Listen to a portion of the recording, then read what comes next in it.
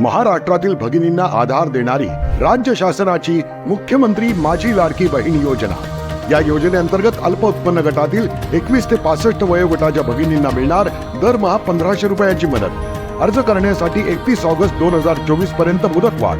कुटुंबाचं वार्षिक उत्पन्न 2.5 लाख रुपयांपेक्षा कमी असलेल्या महिला पात्र।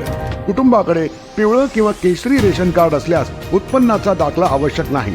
पांढरं रेशन कार्ड असेल किंवा रेशन कार्ड नसेल तर कुटुंबाचं वार्षिक उत्पन्न 2.5 लाखांपेक्षा कमी असल्याचा दाखला आवश्यक। योजनेसाठीचा ऑनलाईन अर्ज नारी शक्ती दूत ॲप वरून किंवा पोर्टलवर भरता येईल। ज्या भगिनींना ऑनलाईन अर्ज भरता येत नसेल त्यांच्यासाठी अंगणवाडी, ग्रामपंचायत, वॉर्ड ऑफिस, सेतू सुविधा केंद्रामध्ये किंवा आशाताई बचत गटाच्या CRP यांची मदत उपलब्ध।